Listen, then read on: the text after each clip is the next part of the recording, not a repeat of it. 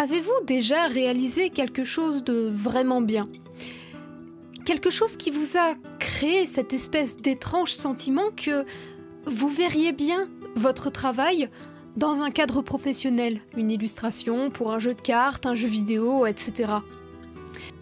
Eh bien, le dessin que vous allez voir aujourd'hui, c'est le premier dessin qui m'a créé ce très agréable sentiment.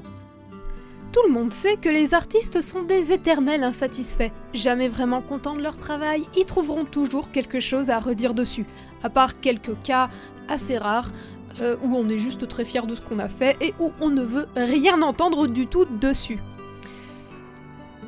Certains pourront me dire « Mais Charlotte, tu avais déjà atteint ce niveau de professionnalisme depuis longtemps !» À cela, je leur dis merci, c'est très gentil de faire des compliments. Et ça aide beaucoup les artistes à continuer de le faire. Mais la réalité, c'est que je savais très bien que... non. Dans le monde, il y a énormément d'artistes de grands talents, et chacun apporte à sa profession quelque chose de différent. Mais il n'y a pas tant de place que ça dans certains projets ou dans les entreprises. Ce qui fait que, généralement, il faut un peu être le meilleur du meilleur pour arriver à décrocher suffisamment de travail pour vivre de sa passion. Et beaucoup d'artistes prennent, du coup en référence, ces œuvres qui arrivent à se faire publier. Et c'est un peu ça qui donne cette indication de est-ce que notre travail est suffisamment professionnel ou pas. Alors, dans certains cas, c'est rigolo parce qu'on voit des trucs, on se dit, quelqu'un avec 4 ans d'entraînement est tout à fait capable de faire tout aussi bien, voire mieux, et on se demande ok, comment ces productions sont venues à être validées.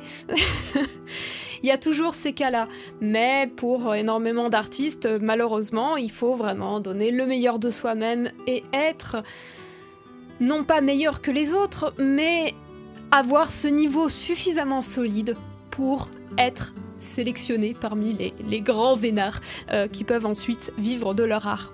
Petit aparté, ça montre bien que le talent, brut en tout cas, n'est pas la seule, voire n'est pas tout court, une nécessité pour être embauché et qu'il faut quelque chose de plus, notamment peut-être savoir comment se vendre ou des contacts pour mettre un pied dans le monde de l'art. Mais ça, je pense que ce serait plus intéressant d'y revenir sur une vidéo qui explique un peu plus en quoi on s'engage quand on devient artiste.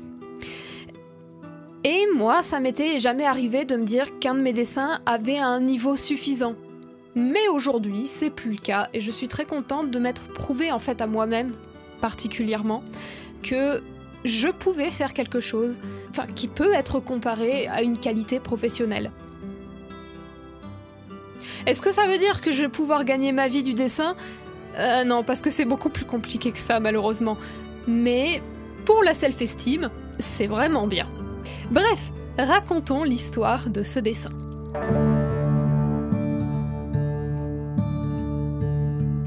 L'OC que je dois dessiner est une espèce de centaure succube venu des enfers. Je suis vraiment super nulle pour résumer le personnage, mais ça fait genre 4 fois que je recommence, j'en peux plus. La première étape, lorsque je commence ce genre de dessin, c'est me renseigner, notamment faire tout un travail de recherche de référence. Ici, vu que le corps de mon centaure est celui d'un cerf et non pas d'un cheval, eh bien je cherche des photos de cerfs, de biches, de daims, d'apparentés, et surtout, merci à Disney et leurs formidables artistes qui ont travaillé sur Bambi, parce qu'ils ont fait des poses de cerfs qui sont absolument incroyables, et que j'ai recopié pour certaines positions. C'était un exercice très intéressant, ma foi. Pour ce genre de commission, ce que je fais, c'est que je réalise plusieurs versions, plusieurs propositions en croquis, afin de laisser au client le choix sur la composition finale. Mais ça a surtout en fait un objectif pour moi, c'est-à-dire que le premier jet d'un dessin est généralement jamais le bon. Ça, encore une fois, je pense que mes amis artistes peuvent confirmer là-dessus. Faire plusieurs fois, essayer plusieurs poses, c'est en fait chercher de nouvelles formes de composition et mieux comprendre et le personnage qu'on dessine et le volume et l'ambiance qu'on a envie de donner. C'est donc pour moi très important de faire plusieurs croquis avec plein de positions différentes. Je vais vous montrer après coup ce que j'ai réalisé, mais pour moi, c'est vraiment ceux qui arrivent vers la fin qui commencent à être satisfaisants. Les premiers étant très statiques ou très banals en fin de compte, presque il manque de cette petite étincelle qui fait que c'est un dessin unique et ça pourrait tout à fait être un dessin sorti par une IA tellement que c'est plat. Et quand je dis plat, je veux pas dire en termes de volume, hein, juste en termes d'énergie, d'ambiance, qu'est-ce que dégage le dessin.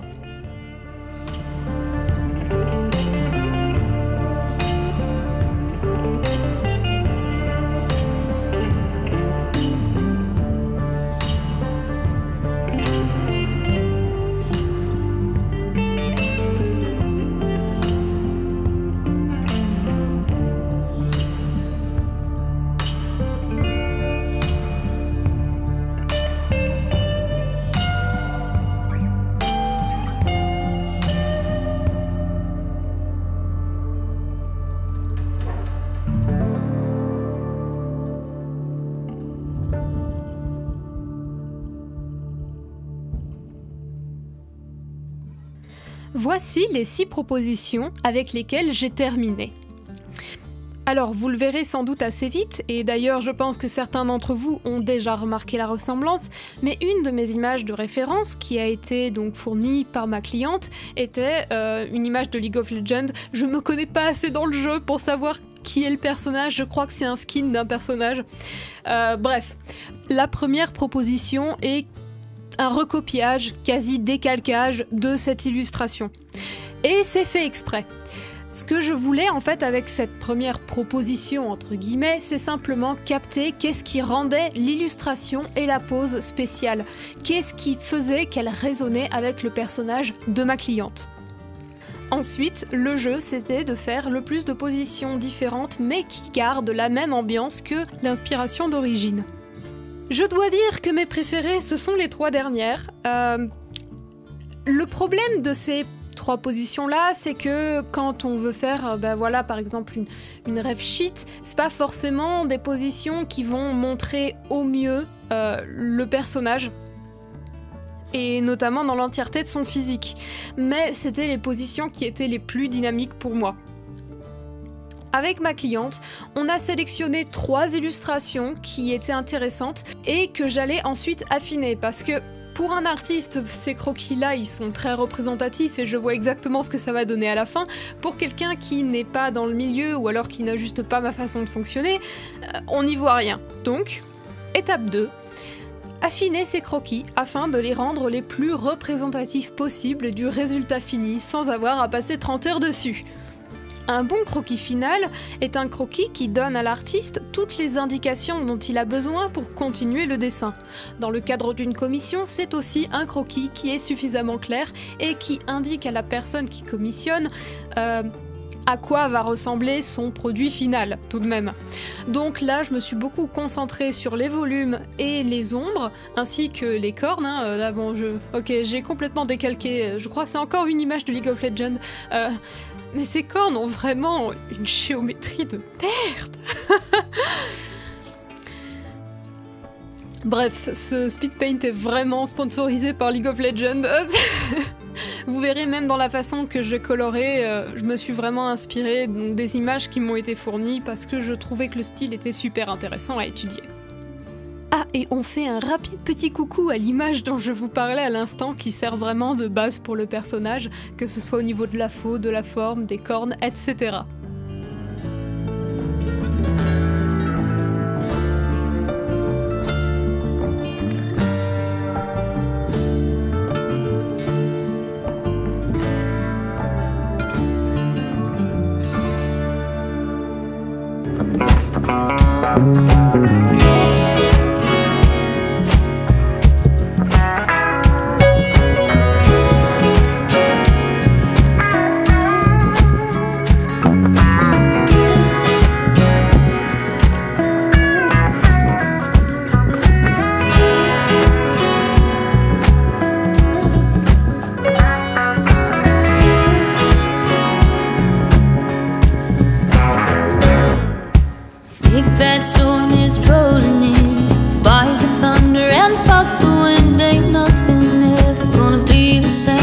April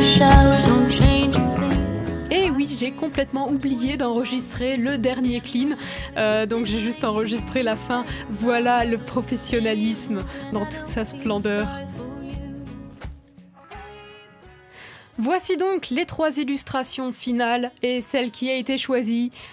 C'était malheureusement pas ma préférée, mais en même temps je comprends pourquoi elle a été choisie. C'est au final celle qui montre le plus du personnage, donc quand il s'agit d'une illustration pour vraiment représenter, je comprends. Oui, j'ai le seum. Non, en vrai, ce que je reproche le plus à cette pose, c'est son manque de dynamisme. Et puis surtout, que je trouve qu'il y a un angle un peu bizarre entre vraiment le corps de l'animal de profil et puis le buste qui est de face. Je pense que j'aurais pu un peu mieux travailler l'anatomie à ce niveau-là. Mais bon, j'étais déjà partie pour 30 heures de dessin, donc alors allez, on va pas chipoter plus que ça. 3e étape, le design de l'armure. Comme vous voyez, j'ai déjà fait une première armure que j'avais oublié d'enregistrer. Merci moi. Alors, j'avais comme demande que ce soit une armure qui soit fantaisiste, évidemment, hein, donc on est dans quelque chose, dans un personnage qui reste tentateur, donc je pouvais m'amuser à faire des armures non réalistes de femmes telles qu'on les voit souvent, mais aussi d'avoir des pièces d'armure sur le corps équin, ce qui était très compliqué. Parce qu'il n'y a pas beaucoup de références pour des armures équines qui sont pas les armures qu'on voit pour le Moyen-Âge, qui recouvrent l'animal, mais pas vraiment des jambières par exemple. Donc j'ai fait de nouveau plusieurs propositions pour l'armure que je trouvais intéressantes, et au milieu de ces propositions, en regardant mes références, je me suis dit mais est-ce que ce serait pas trop cool d'avoir une armure qui représente un peu des ossements? Donc voilà, les côtes, colonne vertébrale, etc. Pour donner cette impression de démon qui vient de l'enfer. J'étais super fan de l'idée, je l'ai montré à ma cliente était super fan de l'idée, et donc ensuite on a combiné les différentes pièces d'armure des différents croquis qui l'intéressaient.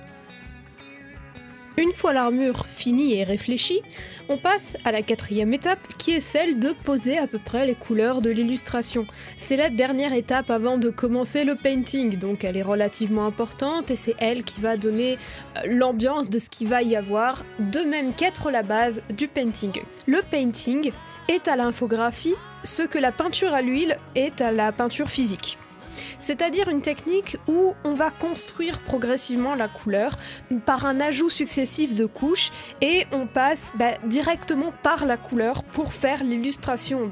La technique permet des résultats qui sont beaucoup plus organiques et beaucoup plus doux, c'est pour ça qu'elle est très appréciée, même si elle demande en réalité une grande technique et maîtrise de son logiciel ainsi qu'une très bonne théorie des couleurs. C'est ça qui la rend un peu compliquée et effrayante pour les personnes qui débutent. J'essaie de poser en premier quelques ombres, quelques highlights, et puis après je me retrouve à galérer sur le nez. Et vous voyez, j'ai fait plusieurs tests de nez dont j'étais pas contente du tout, avant que finalement je me dise « Ok, non, je vais aller regarder une référence sur internet de comment faire un joli nez, et puis ensuite je vais prendre bien le temps de le faire correctement. » Et c'est ainsi qu'en quelques minutes j'ai fait un nez qui est quasi parfait. Et je dois avouer que j'étais là, putain, comment j'ai réussi à faire ce nez. Il fallait que je regarde mon speed paint pour comprendre comment j'avais fait mon nez. Comme quoi, c'est vraiment important en fait de regarder des références quand vous avez un doute sur comment faire quelque chose, surtout dans des projets où vous essayez de vous pousser au maximum. En fin de compte, ce qui m'a beaucoup aidé pour le nez, c'est vraiment de me dire... Oui, on dirait qu'elle a son doigt dans sa bouche. C'est vraiment de me dire... Ok, je vais prendre mon temps pour bien capter le volume, et ça va venir progressivement. Quelque chose qui est assez essentiel quand on fait du painting et franchement difficile à arriver, en fait je pense que c'est même ce qui est le plus difficile quand on fait du painting, c'est avoir cette douceur sur les traits, donc peu de contraste, vraiment des transitions fluides entre chaque partie du visage qui donnent cette impression de volume sans donner une impression par exemple de vieillesse quand on marque les rides des joues, etc. Tout est extrêmement subtil quand on fait du painting. Et c'est ça que j'ai vraiment aimé parce que c'est ce que je trouve, bien réussi dans ce dessin-là, d'arriver à faire d'arriver à diluer chacune des parties entre elles pour donner ce résultat qui est très agréable, très satisfaisant à l'œil, à tel point où des fois je me demandais si on ne dirait presque pas que ce soit un petit peu trop artificiel. C'est le problème de beaucoup de dessins genre d'IA, ou si on regarde des personnes comme Sakimi-chan, ça fait vraiment peut-être trop lisse et ça fait irréel. Pour ça, j'avais un pinceau qui était extrêmement bien, qui permettait de rajouter des espèces de pores, c'est-à-dire des petits grains sur la peau, et je trouve que c'est ce qui a vraiment vendu cet effet d'une vraie peau, de quelque chose de vraiment satisfaisant à regarder, qui est pas trop lisse, qui fait pas 3D. Et voilà. J'étais vraiment intéressée par les yeux, par le fait de faire on va dire des yeux qui sont très particuliers. Donc ce qui m'avait intéressé dans ma référence, c'est les sourcils. Pardon, non. Ce qui m'avait vraiment intéressé dans ma référence, c'est les cils. Ces espèces de cils très lumineux. Je voulais absolument rendre ça. Donc j'ai passé beaucoup de temps sur l'œil, d'autant plus que c'était une partie qui était un petit peu compliquée à visualiser pour ma cliente. Parce que comme vous voyez, l'œil à côté, bon, on voit pas le potentiel. Quelque chose aussi qui est intéressant quand on fait du painting, c'est les rim lights. Je vais en reparler plus tard, mais les rim lights, alors quand on prend en fait une sphère, on va avoir la lumière d'un côté, l'ombre de l'autre côté, et derrière l'ombre, une petite bande de lumière. C'est ça, la rim light. Et ça sauve absolument tout. Vraiment, ça vous permet de définir les volumes, et quand il y a une ombre derrière, il y a très souvent une petite rim light qui permet de vraiment ne pas perdre le volume dans les ombres derrière. J'aimerais aussi qu'on prenne un petit moment juste pour admirer ma magnifique dentition. Je suis tellement fière de l'intérieur de la bouche. Et petit conseil d'ailleurs, les dents ne sont jamais complètement blanches, elles ont toujours une petite teinte. Si vous faites des dents complètement blanches, sachez que toute l'attention va être attirée par la bouche, par les dents qui sont éclatantes. Et à moins que vous fassiez une pub pour un dentiste, je crois pas que ce soit très nécessaire. Beaucoup me demandent comment je fais les mains. C'est une très bonne question à laquelle il me sera difficile de répondre en vérité. J'avais pour ce cas-là un exemple, une référence, et j'ai juste tâché de la reproduire au mieux. Je pense que ce qui m'a beaucoup aidé, c'est déjà d'en faire à répétition, mais ensuite de vraiment comprendre comment fonctionnent les mains. En fait, c'est comme toutes les parties du corps. Le problème des mains, c'est qu'en fait, c'est des volumes qui sont tous détachés les uns des autres, mais très intriqués ensemble. Pour des positions qui sont un peu difficiles, moi, je vous conseille de partir sur la forme que vous voyez et ensuite travailler le détail de l'intérieur.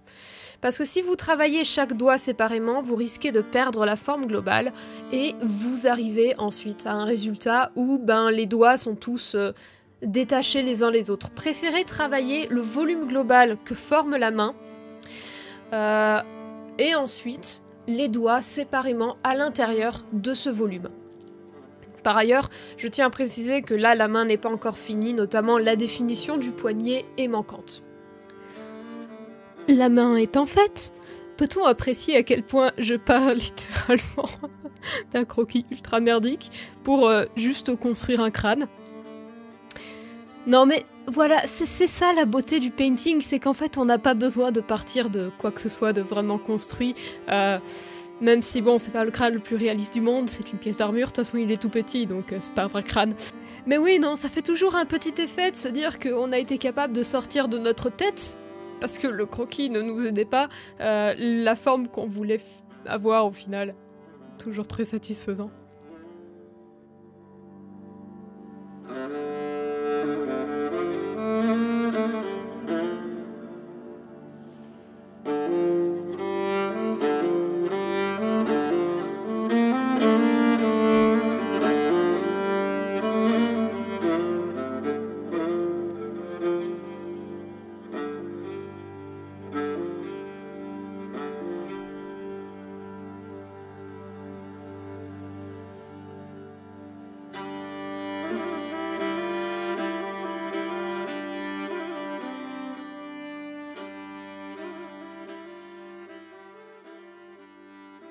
Le buste est la partie sur laquelle j'ai vraiment passé le plus de temps.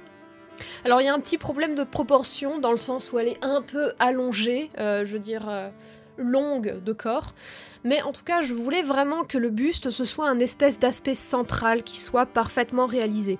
Rappelons-le, ce personnage est censé être une séductrice, une tentatrice, donc pour moi avoir le volume de son corps parfaitement maîtrisé donc sur son buste et son ventre était extrêmement important.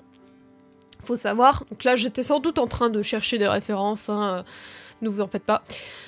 Il faut savoir que c'est un endroit qui est extrêmement érotique, hein, le ventre, la poitrine, etc. Et franchement compliqué à faire. Mais encore une fois, ça va être la rimlight qui va me sauver. On va voir ça. J'ai commencé à la placer les ombres, placer les lumières, la définition de chaque muscle. Et alors ce qui est super important, c'est que, il faut se dire que tout doit rester dans la subtilité, tout doit rester très souple, parce que si on marque trop la musculature, on risque d'avoir quelque chose qui fait plus masculin, en fait. Ah, c'est satané femme! Non mais regardez la façon dont Michel-Ange les représente, c'est à mourir de rire. Man with breasts. Et c'est ça qui était extrêmement difficile à cerner, et je suis vraiment fière parce que je pense que le ventre et la poitrine, c'est ce que j'ai le mieux réussi avec le nez sur ce dessin. Et comme vous voyez, vraiment ça se construit lentement. J'ai même eu à redessiner par-dessus un peu le volume des muscles pour arriver à comprendre, mieux cerner comment sont les ombres parce que j'étais pas satisfaite. Et là vous voyez, regardez sur la poitrine, juste cette petite rimlight, ce petit trait plus clair qui permet de séparer le dessous du sein de la poitrine directement et qui a vraiment rendu en fait le volume possible. C'est de ça dont je parle, ces rimlights sont hyper importantes. Et vous voyez que je mets aussi des petites touches de orange. Bien ça, ce sont les reflets. Autrement dit, c'est aussi une rimlight. La rimlight, c'est la lumière réfléchie, donc forcément, l'environnement coloré autour de soi, autour du personnage, va apparaître sur la peau. Et c'est ça qui donne d'ailleurs aussi une peau réaliste. Parce que si vous regardez votre main, en réalité votre main, elle n'est pas de la couleur d'une fondation. Je parle de maquillage. Votre main, elle a des teintes de bleu, elle a des teintes de rouge, et puis elle a des teintes de son environnement. Ici, on est dans un environnement enflammé, donc forcément, il y aura du orange qui va se refléter sur le corps. Moi, personnellement, je suis vraiment pas très bonne. Un excellent artiste pourra tout de suite vous incruster le corps dans son environnement par cette utilisation de la lumière, de la couleur de la lumière et des reflets de l'environnement. Or, vous voyez que pour un environnement en feu, eh bien, elle est quand même toujours très violette, finalement avec des couleurs encore très froides. Perso, je le fais beaucoup en effets spéciaux, en post-production, comme on dirait dans le milieu du cinéma, c'est-à-dire que je mets un calque avec la bonne couleur pour que les couleurs soient alignées avec le fond. Mais quelqu'un qui a une très bonne théorie des couleurs est capable de vous le faire directement. Je passe ensuite à l'armure sur le buste, à essayer de la comprendre, et c'est là que vous allez voir, j'ai eu énormément de mal. Ben oui, quand on a passé autant de temps à faire un ventre et une poitrine magnifique, avoir à la recouvrir, ça fait mal. Le truc sur lequel on s'était arrêté, il cachait toute la poitrine. Et je vais galérer pendant très longtemps à essayer de faire fonctionner cette armure. Comme on voulait la faire au début, avant de me rendre compte que en fait ça casse tout le travail qui est fait sur la poitrine derrière, on perd tout le volume, on sait même pas trop comment ces pièces d'armure s'incrustent, et je pense que quelqu'un qui serait vraiment bon arriverait à faire fonctionner ça. Moi là c'était pas le cas, non c'était pas le cas. Me suis accrochée, hein. Mais non, hein, ça... Non, j'essaie des trucs, hein.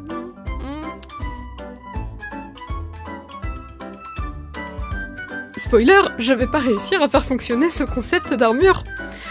Donc, durant les prochaines minutes, vous allez m'admirer, galérer, essayer de faire fonctionner un truc qui clairement ne marche pas. Ah, il y a de l'idée. Mais on fait un gros bloc derrière. On essaie de montrer le bas de la poitrine. Non. Ah! On va se servir d'images de référence. C'est encore pire.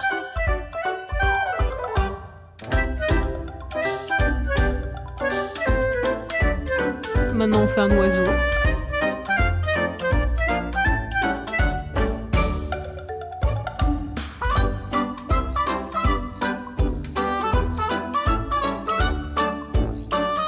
Avec un autre pinceau, ça passerait peut-être mieux, oui.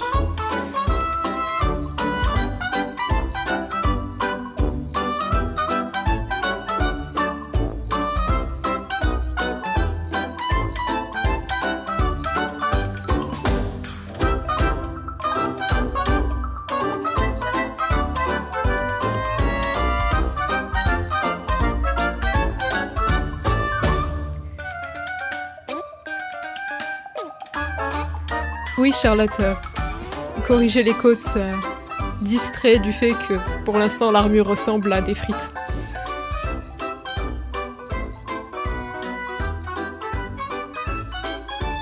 Tiens, là, il y a un truc qui marche, hein. C'était un peu l'abandon.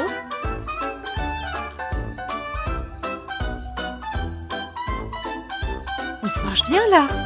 Charlotte, tu es sur la bonne voie. Vas-y, continue. Rends-nous fiers! Non! Ne reviens pas sur les cookies Saint-Jacques, Charlotte, s'il te plaît, arrête! Tu te fais du mal!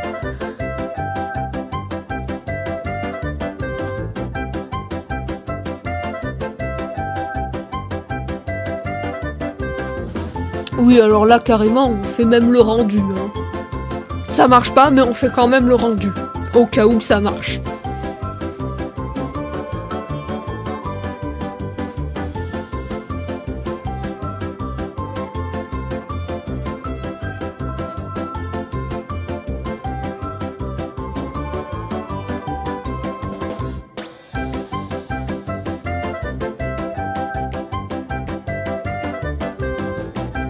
Non, c'est de très jolies coquilles Saint-Jacques, hein. Par contre, Charlotte... Quitte à se faire autant chier, pourquoi ne pas l'avoir fait sur le bout de poitrine où il n'y a rien qui cache et du coup tu aurais simplement pu faire un miroir après. Là tu vas devoir en plus redessiner. Je sais pas pourquoi ça me rappelle une boîte de chocolat là ce que je suis en train de faire. Genre les Lindt.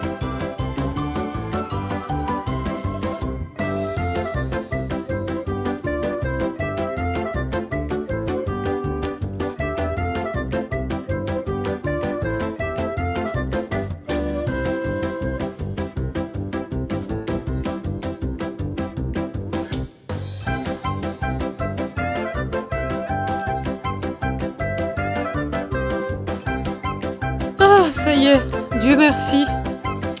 On a enfin compris que non, ça marchait vraiment pas et qu'il faut changer de concept.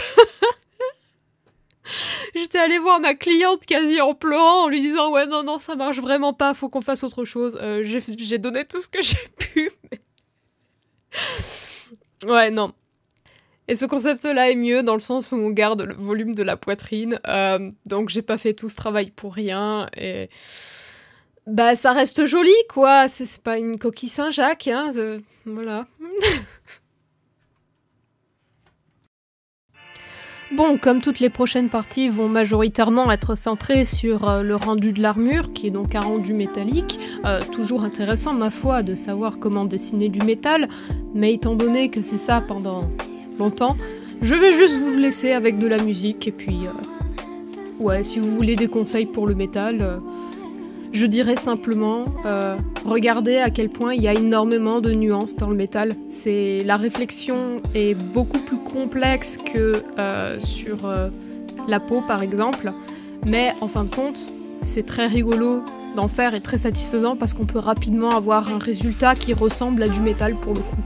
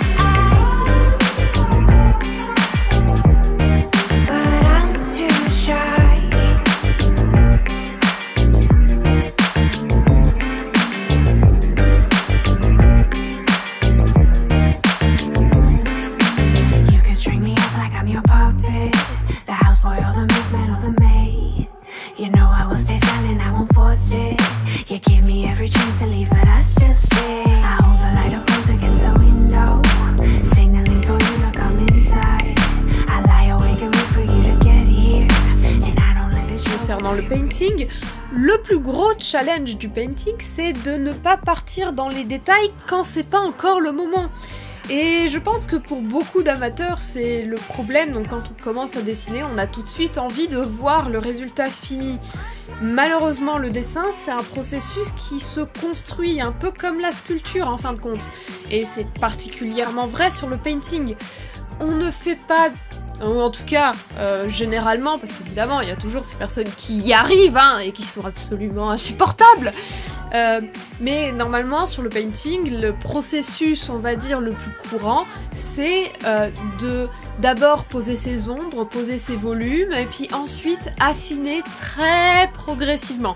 Ce qui fait que ce genre de dessin, c'est un peu le meilleur exemple de la phrase « trust the process » que les Anglais ont, donc c'est-à-dire faire confiance au processus.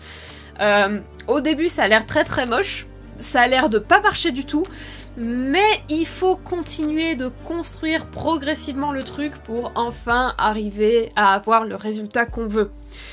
Et c'est ça, je pense, qui fait peur pour énormément de jeunes personnes qui commencent dans le painting ou qui commencent dans le dessin.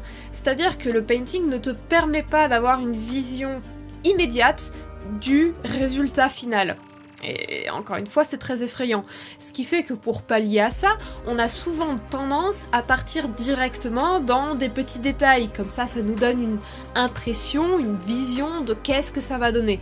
Le problème, c'est qu'en painting, si on commence à partir à faire une zone parfaitement bien avant d'avoir construit le reste autour, eh bien on se retrouve régulièrement avec une zone qui ne peut pas se raccrocher au reste du dessin. Parce qu'il y a des problèmes de proportion, par exemple. Quand on est sur une technique de type painting, les problèmes de proportion, ça arrive très vite. Bah oui, on n'a pas un croquis extrêmement précis pour s'appuyer dessus. Et en painting, on a tendance, du coup, à jouer énormément avec les ombres et les lumières. Et donc, en fait, tout ça, ces tout petits détails, ces petites subtilités, vont changer extrêmement les proportions. Donc si on commence à faire un rendu fini avant d'avoir une espèce d'image cohérente, en tout cas progression cohérente sur le reste des détails qui sont directement liés à ce qu'on va pousser ensuite, eh ben c'est le meilleur résultat pour avoir quelque chose qui ne nous satisfait pas. Donc mon conseil sur le painting, c'est de vraiment prendre son temps, d'accepter qu'il va y avoir une grosse marge de progression. C'est une technique qui est très différente de celle de simplement colorier un line et ensuite faire des ombres sur ce coloriage. C'est une technique qui demande beaucoup plus d'avoir une espèce de vision dans sa tête de ce que le résultat final va être, tout en acceptant qu'il va y avoir des changements dans ce résultat final qu'on a en tête. Et le but, c'est de travailler, de faire en sorte que notre progression tende vers ce qu'on a en tête. Donc pour commencer le painting, déjà je conseillerais de commencer par des dessins qui sont assez simples, qui sont pas aussi complets avec autant de textures différentes, et de vraiment prendre son temps pour le faire étape par étape. D'abord construire bien son croquis, ensuite poser les ombres ou la couleur de base, les ombres et les lumières les plus importantes, mais pas les petites touches de lumière qui rendent magnifiques. Celles-ci, elles arrivent vraiment à la toute fin. Réfléchir à comment l'environnement coloré que vous faites, donc vous devez penser en fait aussi à votre fond, à la couleur de votre lumière et à la couleur des objets qui sont autour, vont se refléter sur le personnage. Moi voilà, c'est le truc qui me manque parce qu'elle va être entourée de flammes. On devrait avoir un peu plus d'orange là-dedans, mais j'ai pas encore, moi, ce niveau-là pour le faire, mais je sais que voilà, normalement, on peut arriver à penser à tout ça et construire, en fait, des espèces de taches de couleurs sur le dessin qui vont représenter toutes les zones colorées que vous allez avoir et par la suite, venir les affiner progressivement. Je tiens à faire une interlude. Je réalise qu'il y a une façon plus simple de commencer le painting, et qui est ce que je dirais dessiner par tâches. Je vous présente un exemple de dessin que j'ai fait avec cette technique-là. C'est-à-dire qu'au lieu de faire un line, enfin en tout cas un croquis bien précis et puis construire des couleurs réalistes, c'est presque plus poser des taches de couleurs sur le dessin et ensuite progressivement travailler pour que ça ressemble à quelque chose.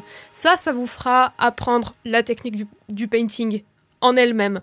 Ensuite, il y a, selon ce que vous voulez réaliser, toute la théorie de la couleur, comment faire les textures donc de la peau, du poil, de tout ce que vous voulez, les lumières, etc. Mais si vous voulez simplement vous amuser avec la technique du painting, je vous recommande de faire cette espèce de technique de juste poser des couleurs et voir ce que vous pouvez en faire. Il n'y a pas besoin d'être précis, comme vous voyez dans ce dessin. La plupart des choses sont vraiment faites en gommant, en utilisant différents pinceaux, en rajoutant des touches. Et puis, ça permet de se décomplexer sur une technique qui peut être très impressionnante pour commencer, surtout si vous voulez partir sur du réalisme. Donc voilà mon conseil, amusez-vous d'abord à simplement vous familiariser avec le processus avant d'avoir des projets extrêmement ambitieux et ça vous permettra d'avoir une courbe de progression beaucoup plus satisfaisante, d'autant que ce genre de dessin partage de couleurs peuvent être vraiment très très simples et marcher super bien.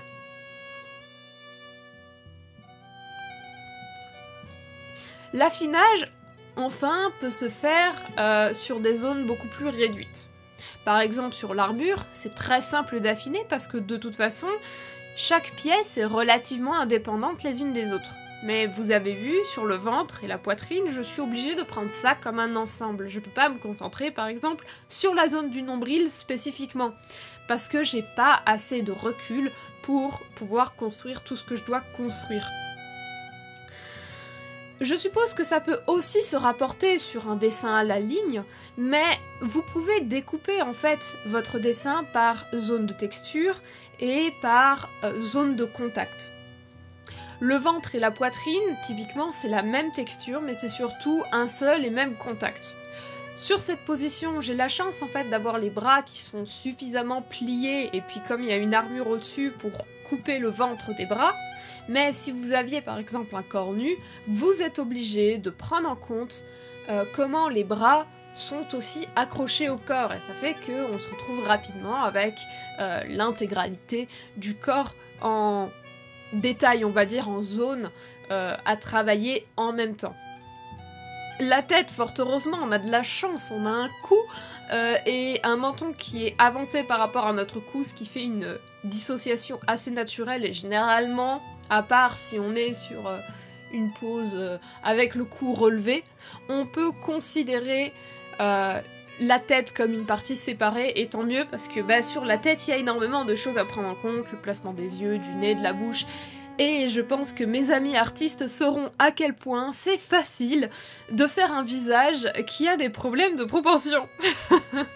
Et c'est particulièrement vrai en painting parce qu'on peut pas se reposer sur le fait de ne pas comprendre comment fonctionnent les volumes du visage. Sur un dessin à la ligne, on peut se le permettre, parce que voilà, notamment le dessin manga, tout est simplifié, donc on peut se permettre de ne pas comprendre comment les pommettes vont créer ensuite la cavité des yeux. Malheureusement, quand on fait le painting, we're fucked.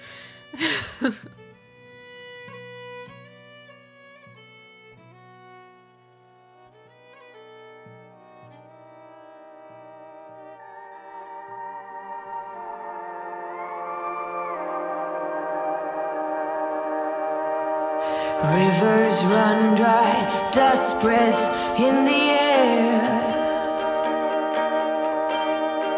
2 dark days, do you have a tear to spare?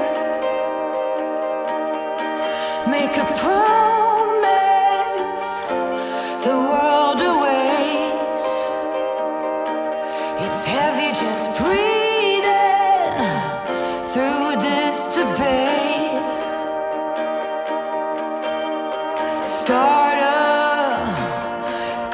Start a riot.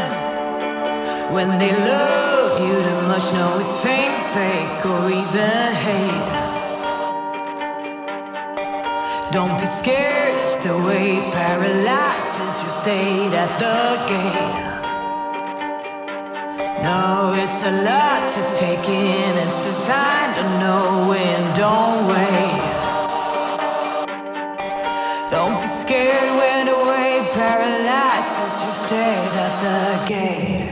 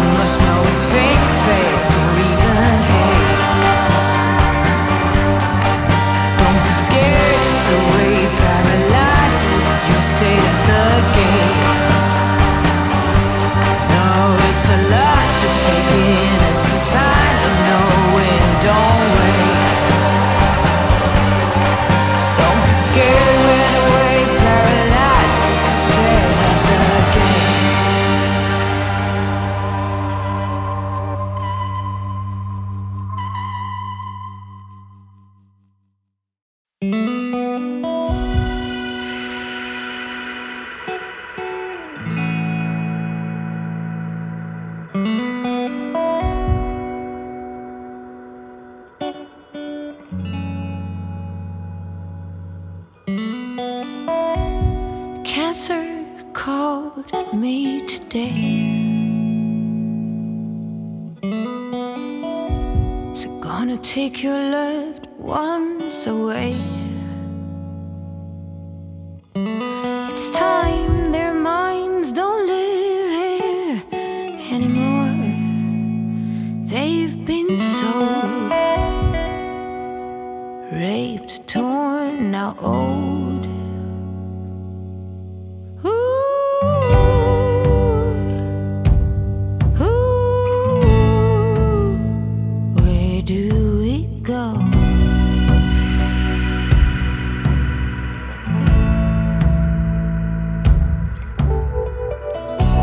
Help me get into the shower. It's been 100,000 minutes past the hour. The fuse refused to stop this burnout. Hey, tango de la muerte. Now to the crowd. Ooh.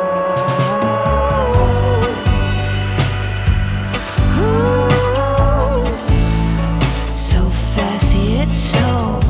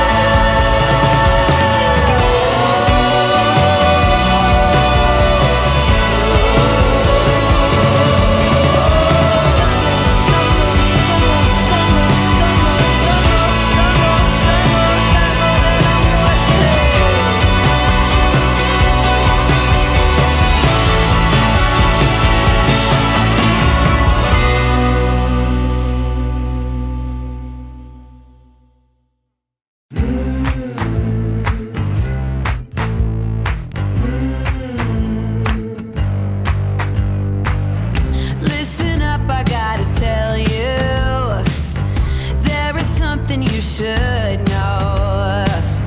I have never really liked you at all. I cannot hide it anymore.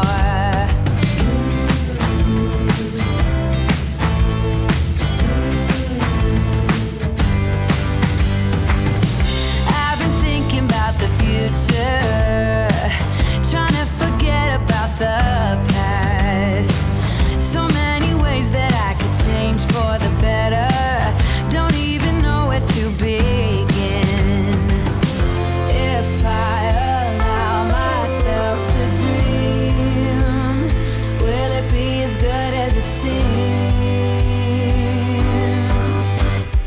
Pull me out of this place in the middle, in the middle. Nothing more to embrace in the middle, in the middle. If I try to climb up the wall, everyone can see when I fall.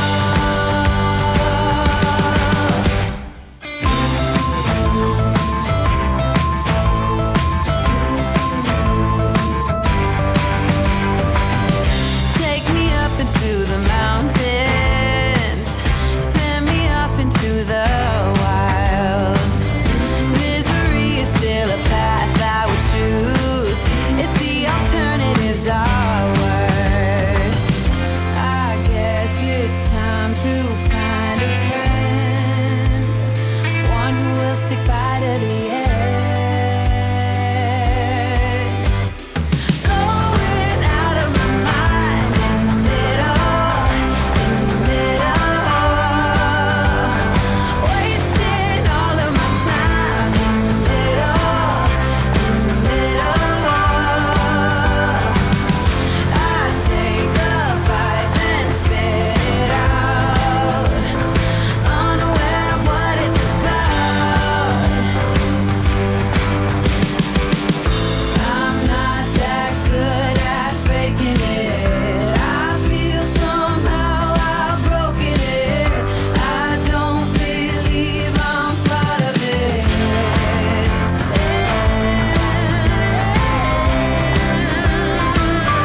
In the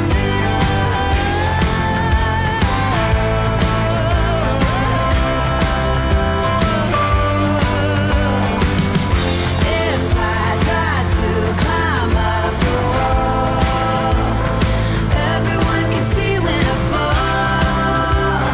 Nothing really matters at all. Pull me out of this place in the middle, in the middle. Nothing more to embrace in the middle, in the middle.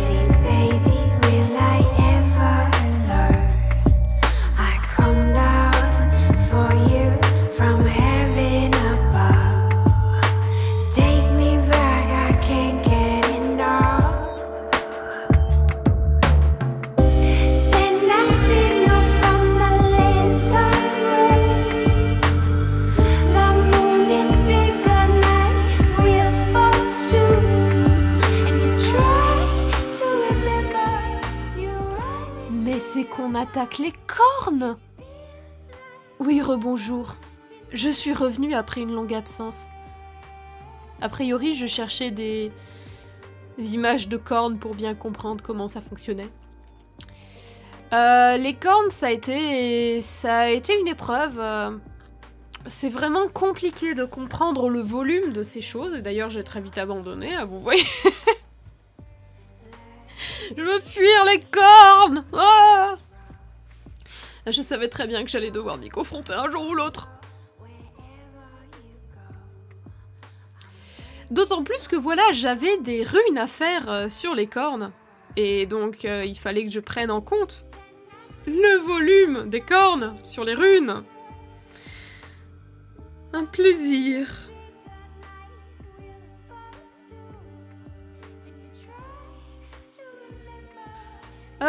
Je saurais pas exactement vous expliquer mon processus pour les cornes. Ça a été beaucoup de juste essayer et recommencer jusqu'à trouver la chose qui correspondait, qui faisait que mon volume fonctionnait.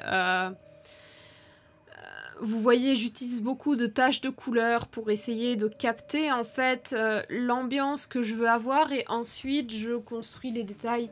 Au final, quand je suis bloquée à un moment dans du painting, je fais beaucoup ça. J'utilise des grosses taches de couleur. C'est un peu ma façon de repartir de zéro parce que je recouvre le travail que j'ai fait avant immanquablement.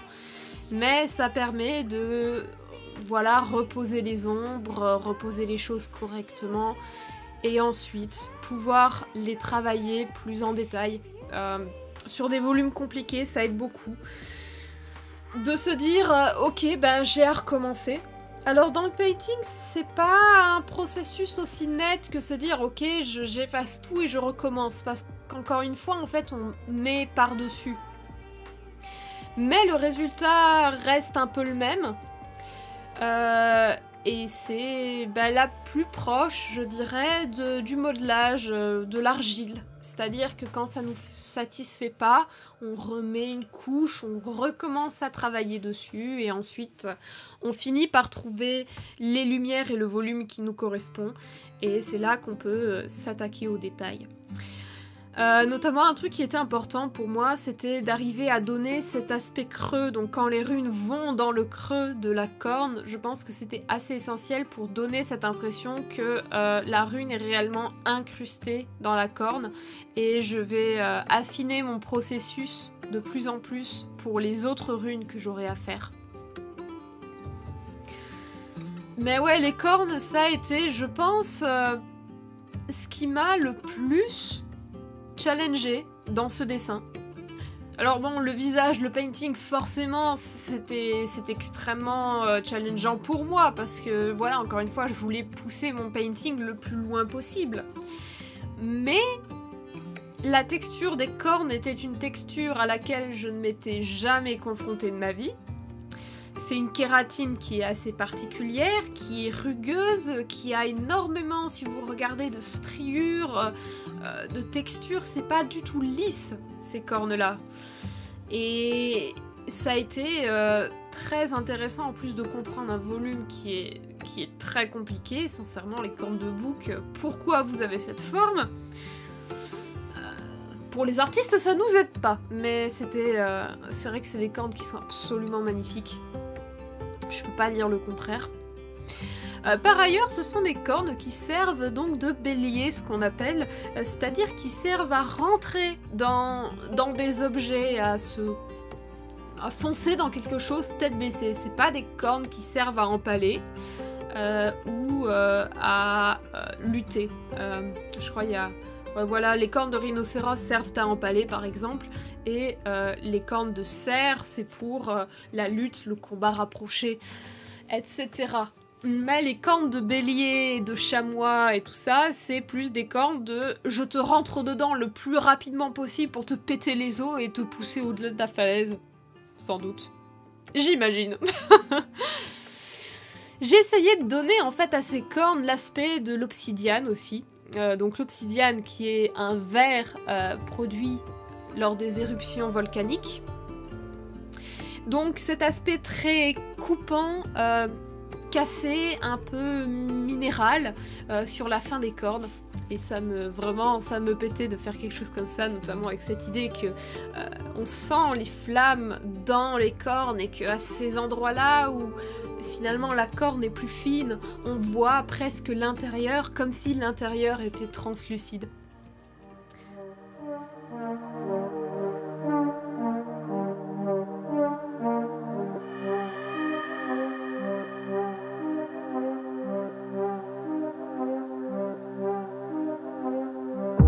Sacred words inside us, filling years, worlds and thunderbolts.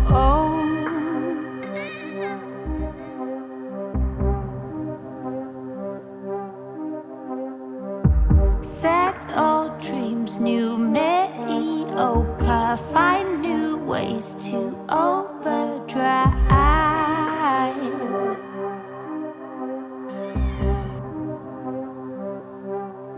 You can find me out there. Look for that circling square. Can you see me? I'm right here.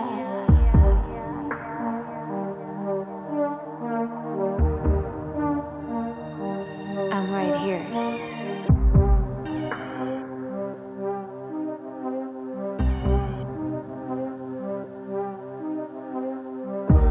Little too soon, bound to the moon, mystery veils and shadow work.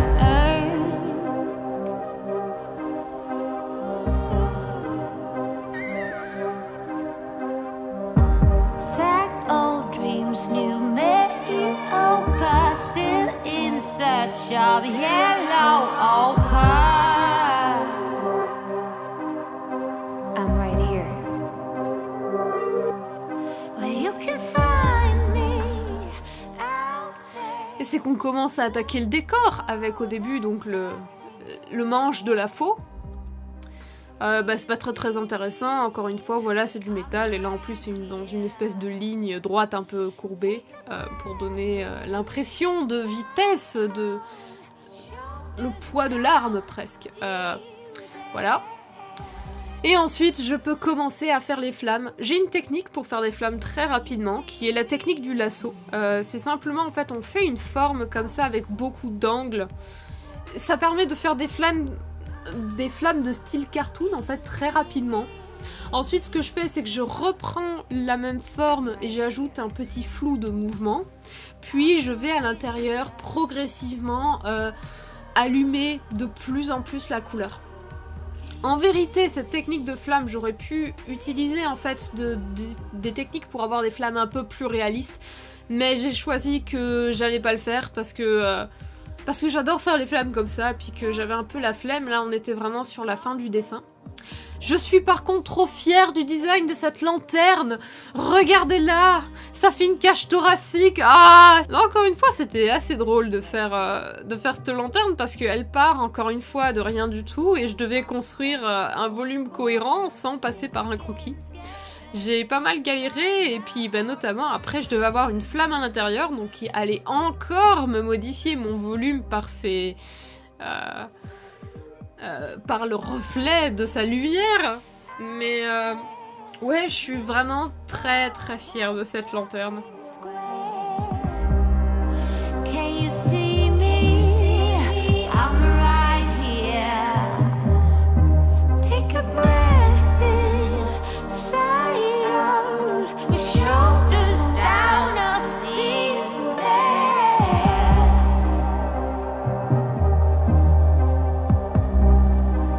Can you see me? Can you see me?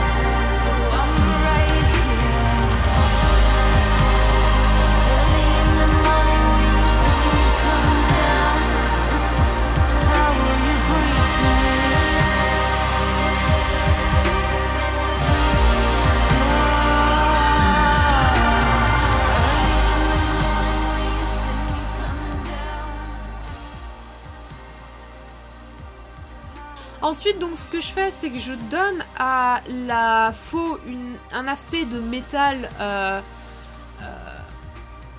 chauffé à blanc.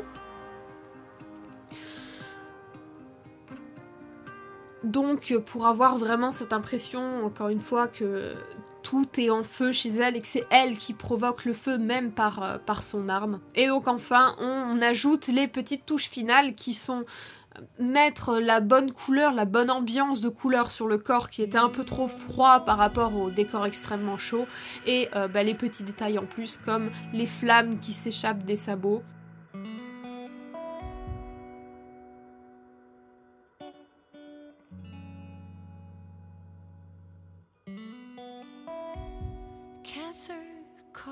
Et enfin, créer un décor. Alors, le décor est extrêmement anecdotique, vous voyez le dessin est déjà très prenant. Et donc ce que j'ai fait, c'est que j'ai simplement dessiné des espèces de formes qui rappelleraient celles de buildings détruits, de ruines, dans l'arrière-plan.